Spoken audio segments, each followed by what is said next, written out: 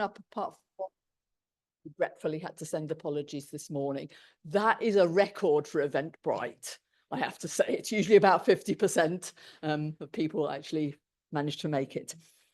So I'd like to welcome you on behalf of UCL Interaction Centre, which is where John was an emeritus professor. Apologies for a lot of my colleagues because it happens to be the CHI conference, you know, the main conference in our area in Tokyo this week. So a lot of the group are over there right now, but they send their best wishes and their thoughts. There may be some people online. We have people online as well as people in the room. This is being recorded so that those who are unavailable today, and some people are both. Okay, thank you, Harold. But on a slightly kind of more serious note, of course, our thoughts are with John's family, with Ben, Hayley, Ella and David, who are unable to join us in person today. I'm not sure whether they're online or whether they will view this later. There are two other people I'd like to mention who can't be here today, who are Giovanna and Alicia, who have done basically 95% of the organising, you know, all the physical organising and the ordering of food and drink and all that stuff. So huge thanks to them. I hope they get to look at it at some point. Memorials like this are inevitably bitter and sweet at the same time. Our memories of John are varied, as illustrated by the lovely tributes that have already been put on the website that feature words like inspiring, brilliant, friendly, fun-loving, having humour, having a twinkle in his eye, being supportive, rude, provocative, and unique, and several other kind of similar words. So we're here today to celebrate his life and his academic career and his legacy, and hopefully we'll have a great time and celebrate suitably. And I'm going to hand over. Oh, I've remembered. I put a copy of the programme there. So it's approximately chronological-ish. Thank you to Adam for sorting all that out. I'm going to hand over to Phil, who by coincidence, it was at a New Year's Eve party at Phil's house that I first met John and Doris, who had arrived in Cambridge on a tandem. So I just need to sort out the tech. You hold that while I sort the tech for you.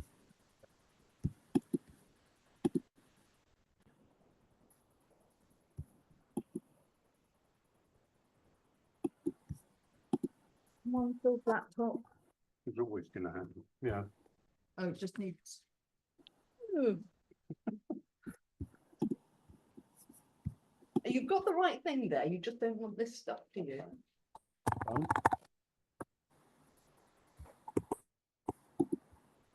Close that. And Phil, I think that's the microphone for you now. So, am I supposed to put it in my pocket? Or? I think that, yeah. Oh, okay. Maybe I should hold it in my hand. Good afternoon, everybody. And bittersweet it is. I knew John for 53 years. He was a great friend, collaborator, argumentative bastard from time to time. And I'm going to say a few words about my broader relationship with him over those 53 years. So the name's Long, John Long. And some might describe him as the man with the golden tongue. There are alternative expressions as well. And this is actually him in a DJ rather overdressed at my wedding many years ago. And the James Bond bit, I did want to mention really, because many of you won't know that he was old enough to have been in national service. And so as an ex-public school boy, he went into the army as a lieutenant. He blagged his way to be an acting captain and secured a job as a major's job, i.e. running the motor pool in Northern Ireland. And he used to swan around Northern Ireland in a jeep with his personal mascot in the back seat. And that was a goat, for real. So the twinkle in his eye goes back a long time. And the James Bond bit, he then went on after a degree in modern languages to work for Shell first in the Belgian Congo, where he told me once that when rebel forces were approaching where he lived, he discovered that his housemates had a load of weapons underneath the bed in the house that they were at. And he thought this was a bad idea to have weapons around. So he packed them all up, stuck them under the seat of his Volkswagen, and drove through several government checkpoints and dumped them into the river. And there are many other interesting stories that I could tell you about the Belgian Congo, but he went on to Vietnam, where he assured me with confidence that he was selling paraffin wax both to the Viet Cong and to the Southern Vietnamese and to the Vietnamese government itself. And this suit was made by his personal tailor in Saigon. So that's the personal bit. 50 years ago, John Morton, who's here in the second row from the back, myself and Nick Hammond started playing around with human-computer interaction research at the then Applied Psychology unit in Cambridge. And I didn't quite realize when it said early research that I would actually be giving a talk on the archaeology of HCI, because we spent a lot of time musing about the so-called novice user. And we wrote a lot about novice users, but this is now an extinct category. My grandson, who's 22 months, is very competent at using an iPhone, and he probably has, an hour's screen time a day. He's very good at gestural interaction. And so novice users should now be confined to developmental psychology and no longer a formal part of HCI as a discipline. We also meddle with data entry methods. And quite extraordinarily, we compared calculator keyboard layouts with cash register layouts like this. Again, completely extinct. All data from that kind of experiment was completely under a deep layer of historical records. We also muddled around with the display of menus, but we didn't have an interactive computer terminal. We had a teletype and an old machine. So we mocked up a graphic on a Singer Caramate, which was a back projection device which worked on slides. We also messed a lot with command languages and other stuff and those things, but it's all now basically extinct. I mean, it exists in the literature, but along with there's 17 odd papers on it. But we did spend a lot of time worrying about methodologies, and that's where I think the real makeup of that era with John should be remembered. And fairly early on, we recognized if we were going to think from a psychological point of view, we were going to have to develop multiple models. There was no unique theoretical or individual approach that you could use. And this is actually, these are the figures from our first published paper on theory in HCI, and yet it was TypeScript. And this is the best rendering that I could get of it. And it basically tried to chart out what empirical techniques you would use, how you develop hypotheses, what kind of conceptual tools you would need, and how to relate those to designers. And I'm not going to dwell on this, except to say that what was important is that, amongst other things, we did start worrying about how you would deal with the domain of application, how the HCI problem would be represented, what different classes of knowledge would be brought into play. And so that's kind of like the dawn of a particular kind of later section. He's rearranged the boxes a bit, relabeled them, and done one or two other smart things. But basically, the groundwork, I think, for a lot of stuff that ultimately turned out to be his conception had its origins in those long argumentative discussions that we had in Cambridge. And he and I had a long history of going to conferences together, and this was at a Chi conference in one particular thing, which I've sort of repurposed for the purposes of making a very simple point about his character. So if I were to say, Professor Long, are you proposing a conception or the conception? You might expect, you're completely missing the point. The conception advances 8 specific propositions, and it's immaculate, you idiot. All right, that's the thing. I mean, he was a lovely man to know. He was very challenging, as I'm sure many of you know. But I want to thank him and all of those who knew him for those debates and the intellectual challenges that he gave us all. And I really did learn a lot from that, and I'm going to miss the sparring. Thank you.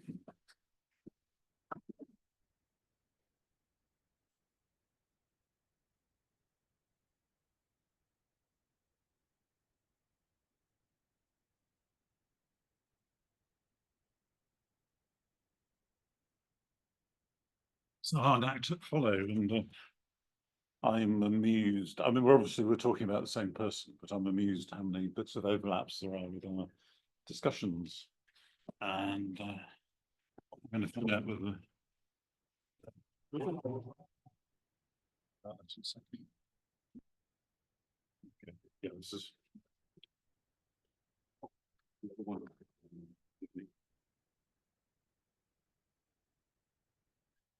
So what's this? That's the microphone for the. Okay.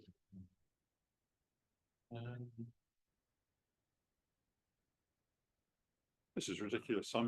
It's saying, what do you want to show on Extron Scalar D? Window or app extended display. Sorry, thank you. It's nice, isn't it? Wales. Does it work? Yeah, it looks pretty good. I'm staying in the Tavistock Hotel, and when I was at UCLIC, John and I used to have a pint down at the Tavistock Hotel, and we had discussions, sometimes quite dramatic. So I felt very nostalgic being there. And I mean, if I put this in, I can probably talk to it. And walking here, there you go. That's where the ergonomics unit was, and then after that, UCLIC. The reason I'm giving this talk really is not my excuse. Is this is my PhD, and the last time I looked at it was 5 minutes before I walked into my Viva when John was my external examiner. So the interesting conversations and arguments I had in my Viva. And there you go, 3 references to John Long's work. And here's the diagram Phil put up a moment ago. And roughly speaking, my thesis in sort of blue covered those areas of engineering and building things. And the bits in reddish are where he and I argued, and those were his conceptual part of challenging my work. And this, which possibly isn't legible anymore, is human factors engineering. And I was arguing it really is needed in recognizing what goes wrong with the user interface. This is far too late, and in working out the performance of the user and in evaluating the performance of the thing. So I was arguing with him, and he was, of course, very good at arguing. I think he enjoyed arguing. And then, of course, you want to, what he calls a developed interface. I'd say they're never developed. It's an ongoing, indefinite process. Things have changed a lot since then. It is an ongoing, indefinite process. Phil mentioned teletypes, and I thought I ought to show some of the younger people what a teletype is. And I'm amused here. There's a woman using a teletype, and all the adverts and pictures I found of it had women using it. And yet we call the field MMI, man-machine interaction. And I managed to find this one, and that could have been me at school. I got into playing with computers when I was at school. I was one of the first people to get a computing A-level, which I did in my spare time, but I looked just like that. And this is a photograph of me in my PhD thesis, which shows, I really did look like that. So when I went to university, I had been using teletypes, which are 10 characters a second. Does anybody remember Nigel Bevan? He published a paper my thesis cites, and he said the optimal speed is 15 characters per second, which is half as fast again as the reigning technology of the day. I went to Queen Mary College, and we had a computer systems lab and full of VT100s. And we realized the future was going to be Windows, mice, color. And these things had only just been invented. And we built our own mouse, and we bought, a bit like Phil did, we bought some very expensive BBC monitors, which are color. And these are some of the first Windows in the world that were in practical use. And we were talking about the office of the future, cutting edge stuff, it's going to change the world. And having met John and having had a degree in physics, I was saying, where's the science? You're just making these radical claims that it's going to be amazing. And how do you know? So that's basically why I set out to do my PhD, because there was no science, no theories, no evidence to support the, well, I could see people were excited, but Why should the rest of the world be excited?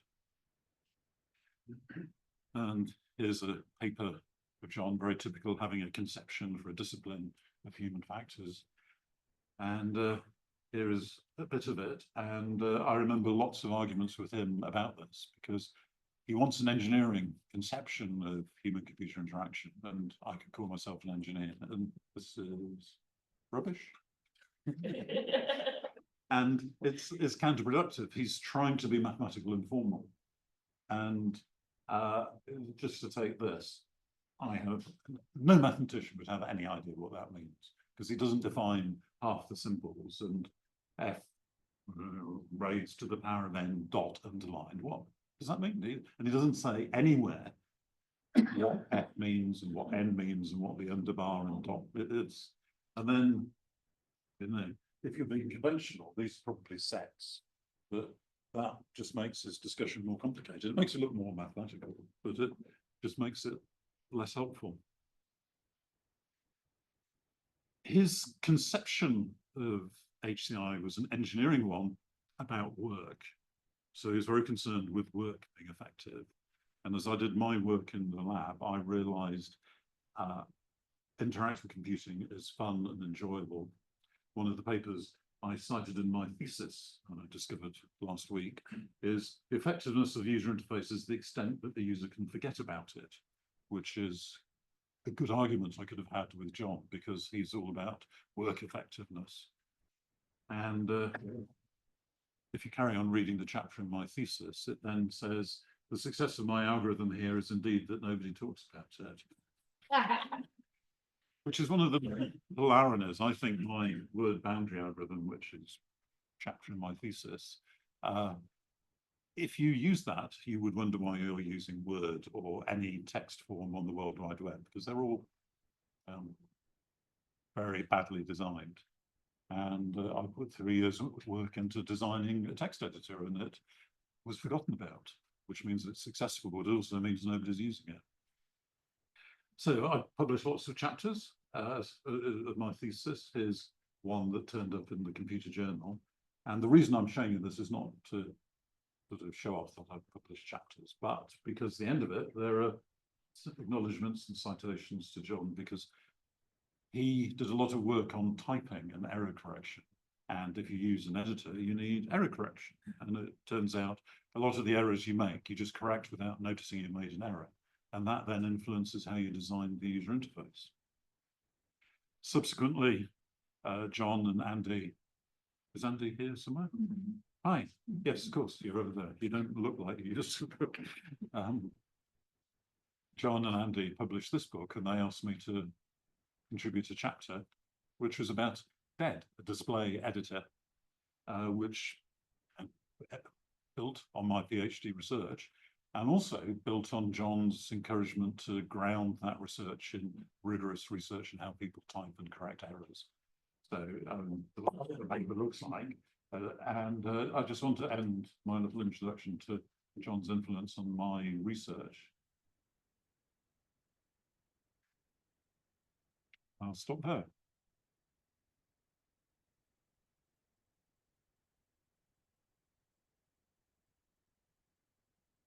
So if anybody wants to be the third person who reads my thesis, I've brought it with me. Your internal examiner read. No, I don't think it did. Do you want to? No, I don't need that, thanks. Mainly because my archive, such as it is, doesn't extend to any pictures or papers. So that Richard. Oh, yes, sorry. So,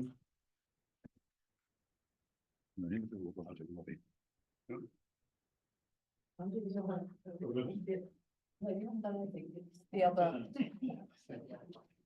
That's for the broadcast. okay.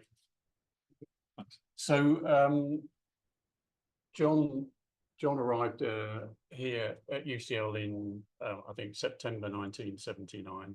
And he had a remit from Cambridge, where he's working with Phil, and he had a remit to develop a research team, and he had one research assistant post that was funded to go with that. And I was the lucky person who was the lucky candidate, got that. And I actually stayed, I stayed at UCL for almost 15 years as research assistant, PhD student, and further research colleague. And I know there were some people who wondered why I did that, why I stayed so long. But I always looked at it quite simply, really, which is I enjoyed the work and I enjoyed working with John. So I left UCL 30 years ago or more, and I don't have the good archive that my colleagues have. So so my recollections of what follows might be a bit hazy, but I'll give you some of them. So I mean, in a way, I think following on from what Phil and Harold have said, 1979, HCI was just wide open territory. Nobody knew what was going on. There were very few practitioners. There were no textbooks. There were no conferences. Nobody really had agreed what to call it. And basically, as I see it, John just relished this challenge. I mean, here was some wide open space that he could try and wrestle into impose some intellectual structure on it. Computer world, you've seen some of the strange devices that were in use. I mean, there were a lot, but really, computers for most people in those days meant, if they knew anything about them at all, they meant an IBM mainframe in an office environment. The closest thing you got to a personal computer was probably a thing called the Commodore PET, which we did buy. I remember we bought one of those at the EU. The BBC Micro was still some time away. Even the Sinclair ZX80 was also some time away. So this was not a place where there was any standardization about anything that was going on. Windows PCs and Apple Macintoshes were just, a far off dream, even though some of the ideas had been mooted. The internet didn't exist. Even ARPANET didn't exist. The World Wide Web was more than a decade away. So this was a strange world to be in that feels very historic. Historic, maybe not historic is the word, but feels very ancient now and almost unknown. All these machines were extremely clunky to use, and John really didn't try very hard to be hands-on with any of them. He never really, his own computer skills were never really very good. But he knew a good idea as soon as it came to light. He knew what a rigorous and coherent argument looked like. And mostly he knew when he should step back and let his students and colleagues do what they needed to do. In the first couple of years, following on from what he'd done in Cambridge, we spent a lot of time researching typewriting. And actually, it was a big help that Doris was a brilliant typist. And we built a force-sensitive keyboard for this. And when I say we built, I mean we didn't actually do much building, and all that mechanical engineering was a real challenge for us. And it may be why, another reason why cognitive engineering was much more attractive, really. But anyway, John obtained some research money pretty swiftly, and it wasn't long before we appointed we had 2 posts going, and we got Peter Johnson and Dan Diaper, who were the first 2 appointees on the research side, so that was a great start. And like so many others to follow, they went on with their own successful careers. So over the next decade or so through the 80s and just into the 90s, HCI grew into something that might be more recognizable. More money came in, John's interests changed, and his reputation increased. So there was more interest in it generally. And a lot of people joined as researchers in on one project or another. Many of them came through the MSc course, which was a wonderful source of highly talented people who of course had a good idea of what they were getting into with John, having been through the MSc course. John did get his hands, I was going to say dirty, but maybe a little bit mucky would be closer to the mark, with some devices, some technologies like keyboards, pointing devices, voice recognition, teletext, word processing, these things, some of which we've already seen or heard about. But basically his preference was not to be hands-on. It was always the constructs, the principles, the frameworks, methods, conceptions, strategies. These were his meat and drink, even if the rest of us occasionally got indigestion. John was, he was, as I think we all recognise, he was an inspiring and dynamic person. He made things happen. Professionally, he built a thriving research team that proved a firm foundation for his successors. His energy and stamina were incredible, both mentally and physically. This was true at work, but also outside work, where he and Doris were the centre of whatever party was happening, and there seemed to be quite a few over the years. And as we all know, his readiness for verbal engagement was constant. On any topic that you came up with, he would always be happy to engage with you. He never spurned a discussion, and if it turned into a disagreement, well, I don't remember them ever being bad-tempered. They were forceful, but we never had a blazing row, and I don't think I ever saw him have a blazing row with anyone else.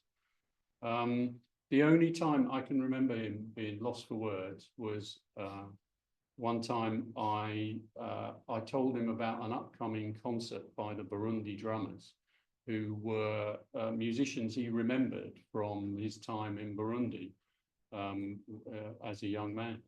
But so he might have been a bit silenced by me, but when we went to the concert, he was up on the stage talking to the drummers. So, and as well as he made things happen, but some things happened to him as well. So you've seen that Bedford Way building, and I'm sure everybody knows it's 250 meters long, multi-story, ribbon glass windows, the entire length of it on both sides. And one time a parrot escaped in the vicinity. And which of those windows did it choose to perch on? Of course, it was John's. So even the parrot knew there was something unusual and special happening behind that window. He was a remarkable man, and my long stay here is testament to the admiration I have for him. I owe him a lot, and I think most of us who worked here in that period feel similarly. Thank you.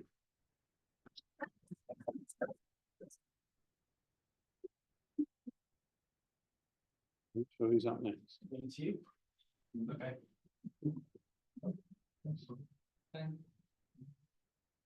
Yeah.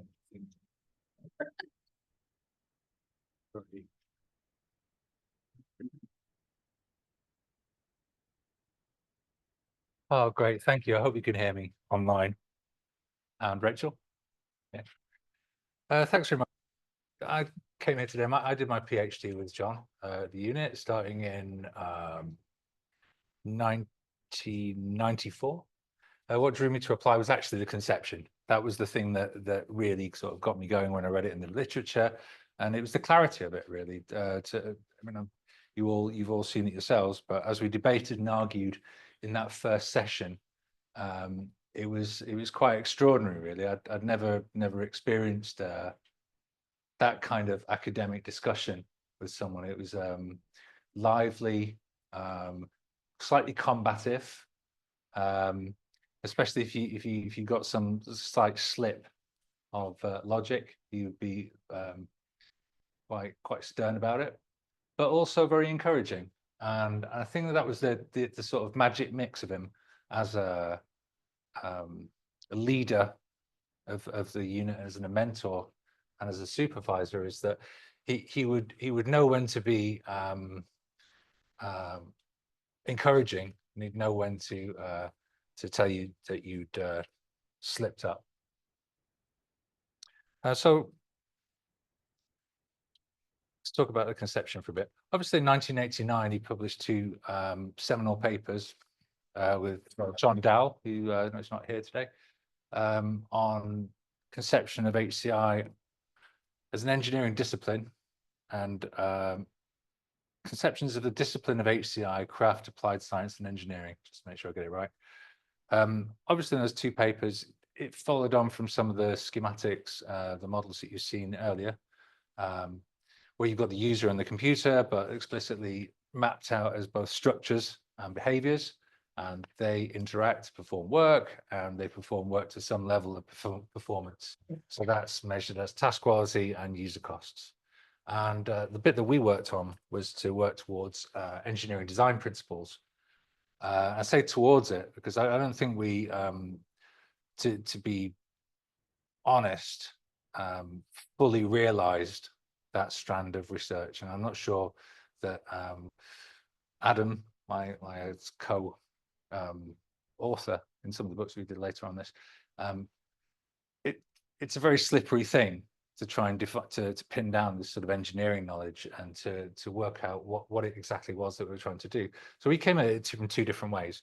Adam from the instance first, so taking domestic energy management and looking at that from a very fine-grained point of view to see what you could then emerge from different instances. And I as a slightly second wave, went for a class first approach. So the idea there was that why don't we just choose promising classes, which I guess you do with the instance as well, right? But to choose promising classes. So I chose e-commerce, which in '96 was a bit of an esoteric choice, but it's obviously become somewhat more popular since then. We looked at these different systems and we tried to look at the commonalities between them and then come up with class level design knowledge based on that. And I think we did to some extent achieve that. The extent to which it set the world on fire, though, I don't think it actually did. But that said, we did make progress towards it. What I would say is that one thing is that John never stopped. He published two books in 2022 on HCI design knowledge and EDPs. I was co-author, so was Adam, but we were kind of just along for the ride. It was pretty much John all the way through. I mean, I remember very fondly our Teams calls throughout this, though, which were the same as the in-person ones were, just very lively. You got what you had to give as good as you get in order to engage with them, as I'm sure like a lot of people in this room know. But he never stopped. In 2024, he's got another book, which is coming out, I guess. It's published at Springer. He finished it late 2024, called A Guide to Framing Design Practice for UX, which drew on contributions from UCL colleagues and some former MSc students, according at the back there. And we talked to him and he explored what we were doing in our professional lives. And well, we shall wait and see, actually. I haven't read some of it yet, so it'll be exciting to see what excoriating conclusions he came to. But the point is that he gave us a legacy, right, in terms of not just ideas, but his constant energy and his impetus to go towards achieving something and to specify knowledge. And you know, John wasn't just a scholar, but he was like a mentor and a collaborator and a friend. And you know, it was he just showed how serious intellectual work could be pursued with generosity, humor, and to the highest standards. I will miss him. Thank you.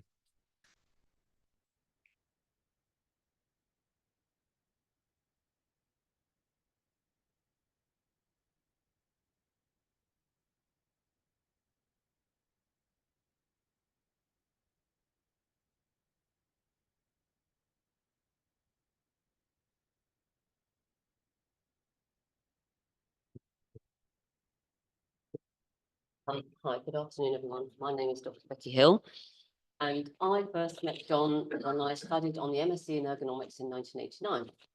Upon completing the MSc, I became a researcher within the Ergonomics unit, and I also carried out my PhD under John's supervision.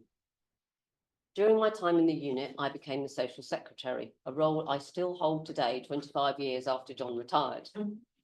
We have held ex-EU meetups more or less every year since, the last being in May 23, with 10 attendees, including John, obviously. John made the Ergonomics and HCI unit an exciting place to work, both academically and socially. John's management style was to encourage everyone into being an independent researcher. The unit had many European-funded projects with international partners. John delegated responsibility for the running of these projects to the individual unit members working on them. Thus, we had to learn how to manage budgets, short travel, host meetings, write deliverables, and even present to the European Commission. Transferable skills that we have all carried forward with us. John also encouraged independent thinking. We had weekly seminars which researchers had to present at in rotation to update everyone on their current research. A terrifying event for some of us, as John definitely didn't let us get away with anything we couldn't properly explain. You could find your research being pulled apart in a few comments. Also, before presenting at a conference, any researcher was expected to do a dry run in the unit first. This again could be very daunting, but completely invaluable, especially if John was present. If you could cope with John's questions, you would be able to cope with anything anyone else could ask you. However, when we were at conferences, John would be incredibly supportive of us all, backing us up vehemently.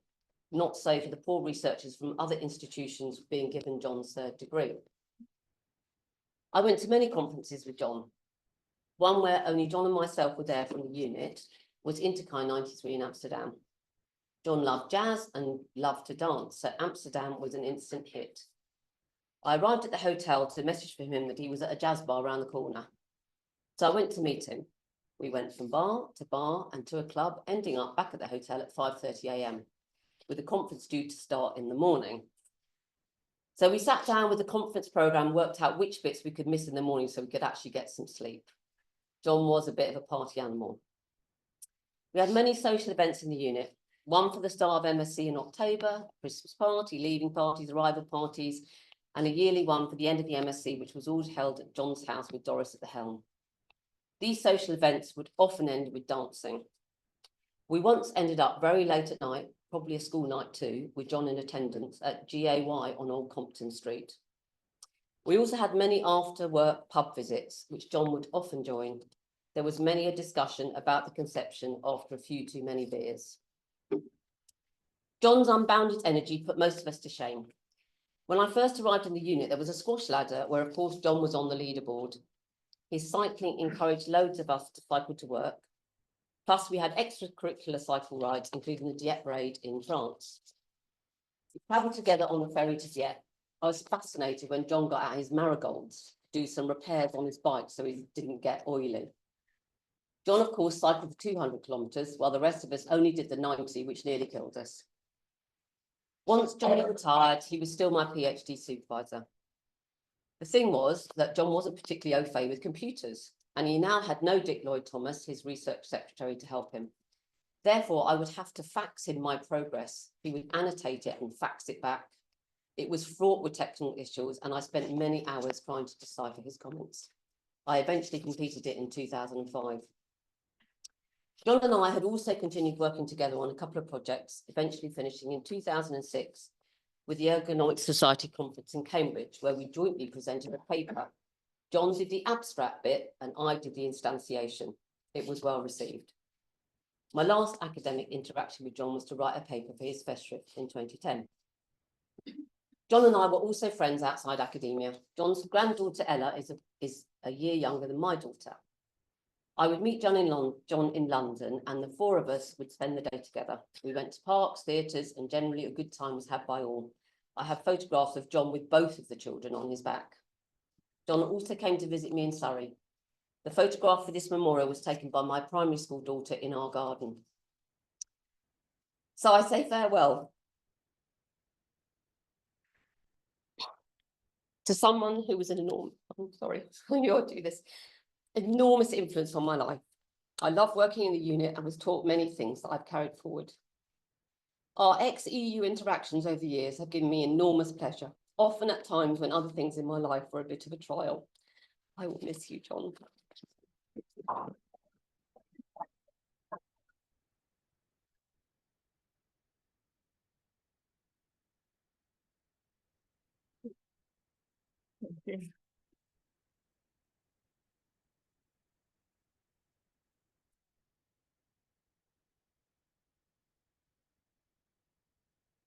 Hi, my voice isn't at its best today, so I'll have a go. We'll see how we do.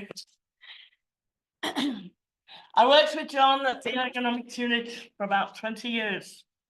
And when we held a retirement event for him in 2001, some of you may remember I presented a rather tongue-in-cheek, poetic summary of his history and his time with us. And I've been asked to present it again today in his memory. It's in the form of an odd ode, a style made famous by the late Cyril Fletcher.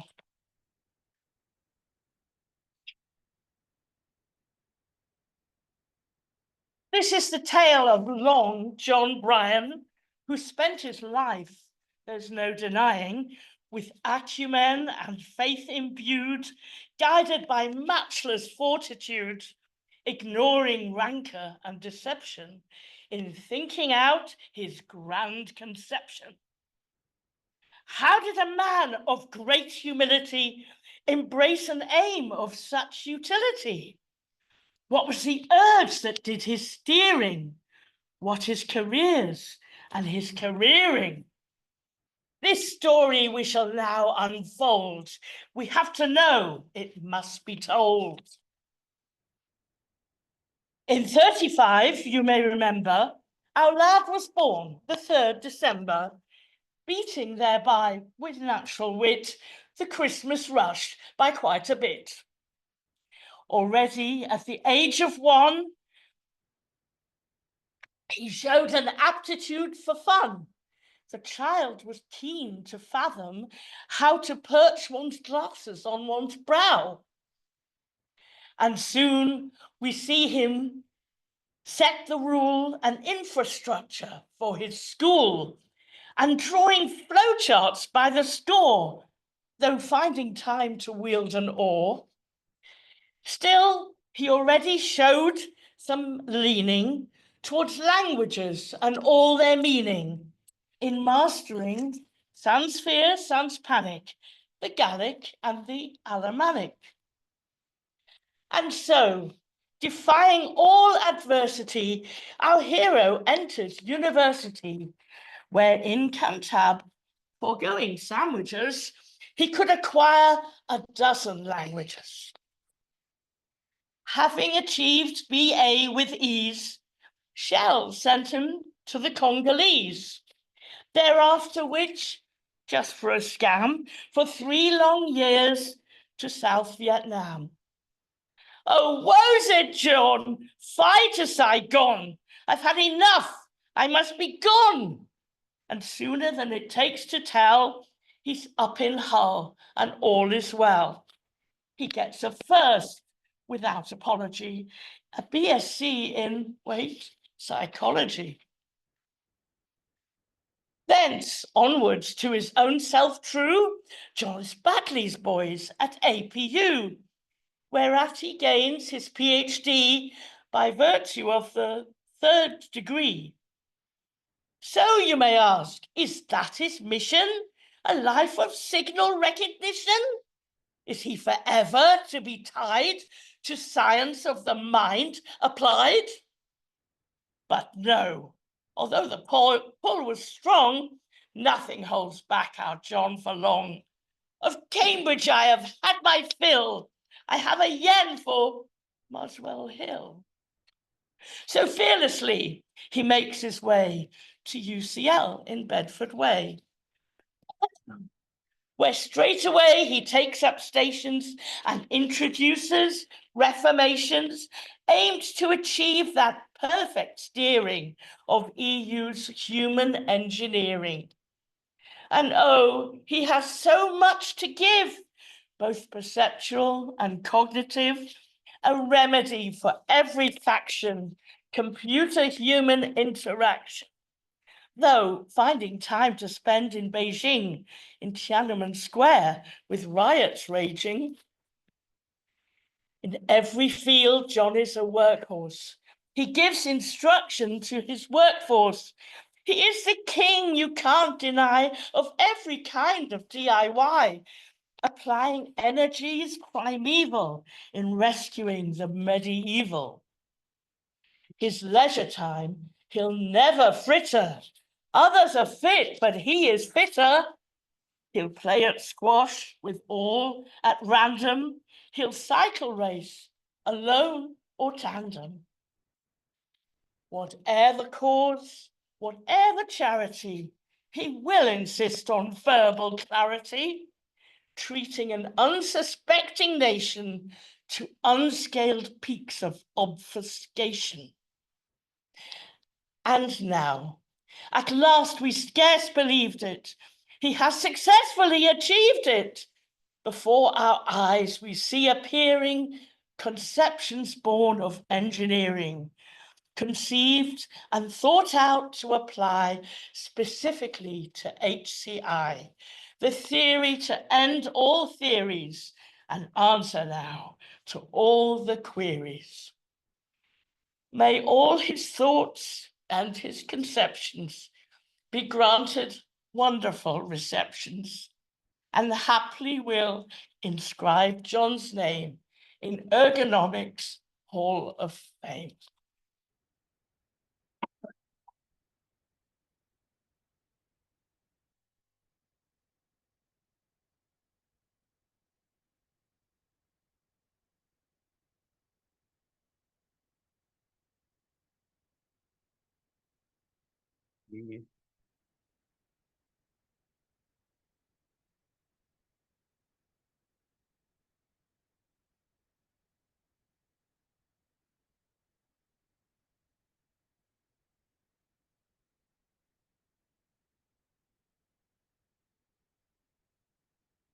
Hi, I'm Andrew Life. I worked at the Ergonomics unit from 86 until 99 and remained friends with John ever since. Many of you know that John and Doris, around 1990, bought a house in Ozon in the Auvergne, a village which is very beautiful, and you should all go and try and see it sometime. They went there whenever they could, and increasingly so when John retired. Some of you will know that John had a long interest in art, and his own paintings explored a variety of genres, from pointillism to the abstract geometric styles of Mondrian.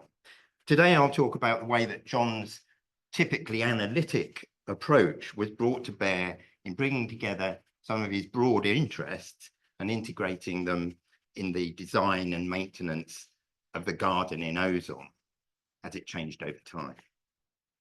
Creating the garden in the 1990s was a joint project initially led by Doris. She had the horticultural knowledge, and at the outset, John mainly provided manual labour. But before long, the garden also became a canvas for John's artistic expression. Using stones and ceramic tiles and gravel, the two of them created rustic mosaics reflecting the history of Ozon. These were supplemented with items of locally acquired bric-a-brac, like a rusty bike and old barrel hoops, interesting objects that would attract the eye. All this was much enjoyed by John and Doris, but also by local friends and passers-by on the path of their garden. And the sad and premature loss of Doris in 2003 meant that responsibility for the garden then fell on John alone. She was a tough act to follow, but whatever John lacked in horticultural knowledge, he more than made up for it in organisational zeal. Each time he came back to Ozon, he would attack the garden with military ruthlessness. His favourite weapons were a spray can of herbicide, a weed suppressing membrane, and secateurs. Unwanted wild intrusions like weeds would be ruthlessly exterminated. Trees and shrubs that had spread beyond their specified space were radically pruned back, and unruly perennials were tied up and kept under strict surveillance. John expected that by the end of his visit, order would be completely restored, and of course, in his absence, the weeds would return, and he'd have to start all over again on his next visit. I became involved in John's thinking about the garden around 2018. He'd been finding he was spending more time in it than he wanted and wished to do more with his partner, Paola. It was also increasingly challenging for him to keep on top of the weeds. Now, if you know John, you won't be surprised to hear he concluded that an analytic approach was needed to make his maintenance more effective. So a new power tool was wheeled out from the shed for this job.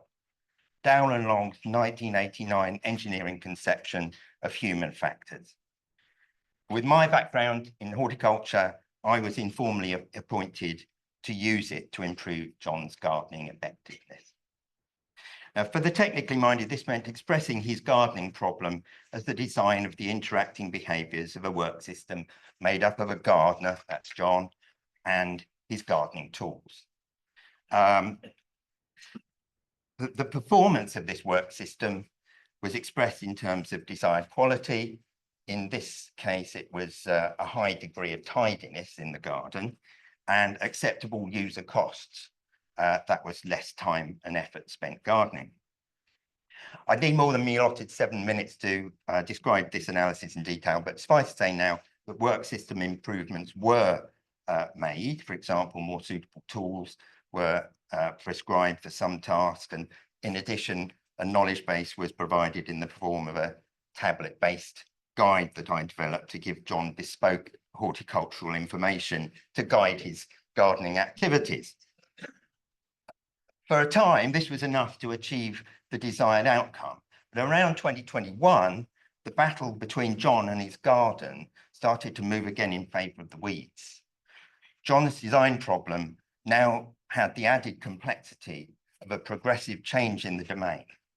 The climate in Ozon was becoming warmer and wetter, increasing the growth rate of both garden plants and weeds. So more work was needed to keep on top of them.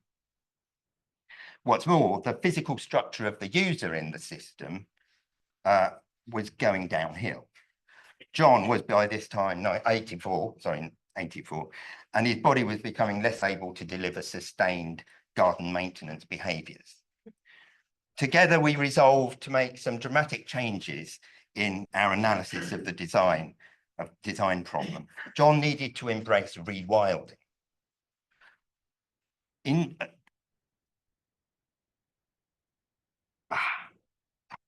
My flow is disrupted. Okay, rather than viewing any native plants that appeared in the garden as aggressive intruders to be eradicated, he would aim to recategorize them against broader criteria.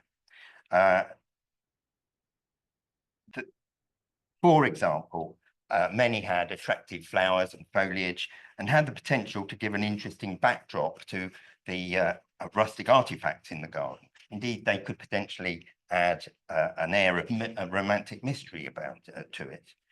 A not unrelated development was the creation by John of new garden sculptures. He'd started to build features out of discarded building materials like bricks and rocks, pipes, roof tiles. Initially, this was just to cover the ground to deter the weeds from coming up. But he started to develop them in increasingly imaginative ways. Some were taller and figurative in form. And in the context of the more free and easy approach to wild intrusions presented a slightly surreal human presence in the garden.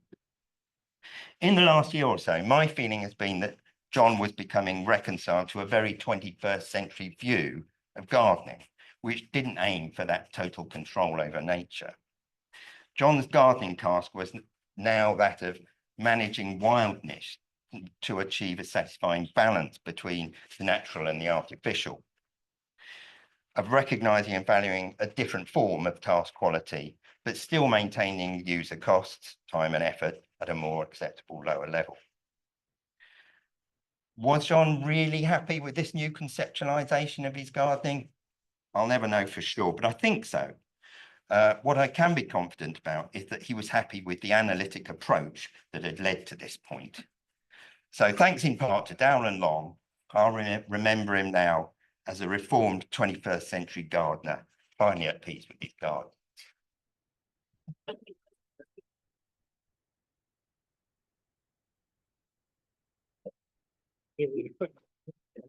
Oh, sorry, yeah. Thank you.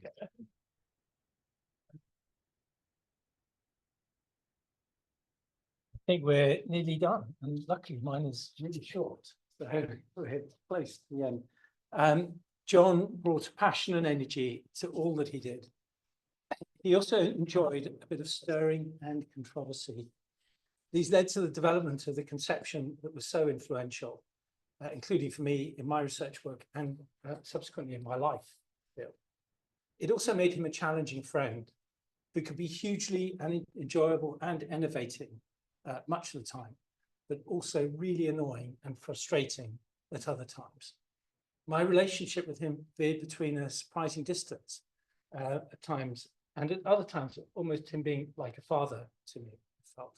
And strangely, he was actually born in the same month and year and had the same first name as my actual father.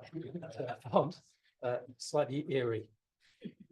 I have many fond stories of John, but I picked one out, a nicely illustrative one, when he was challenging me on the decoration of our house after visiting us for a party.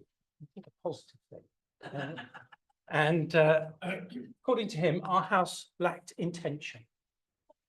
He described how each of his rooms had a purpose, leading to a theme, resulting in a coherent paint scheme and relevant furniture choices.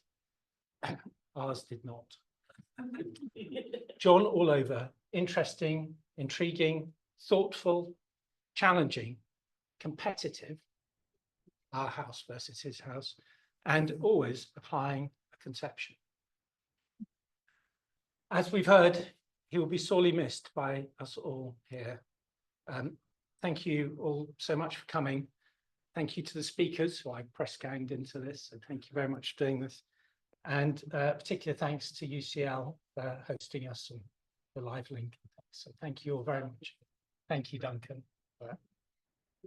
We can now share some more memories of John over some kindly provided drinks and nibbles, reminding me of John, who would always say, I'll have a small one, but perhaps just one more before I go. I've got to go, but perhaps just one more. So let's think of him as we do that and enjoy the drink together. Thank you all very much. University, we couldn't risk leaving food in a public space. Therefore, I need a few willing volunteers to come with me to the second floor to water it all back down. We'll be sharing in the rooftop way there, but I need 3 or 4 volunteers coming up in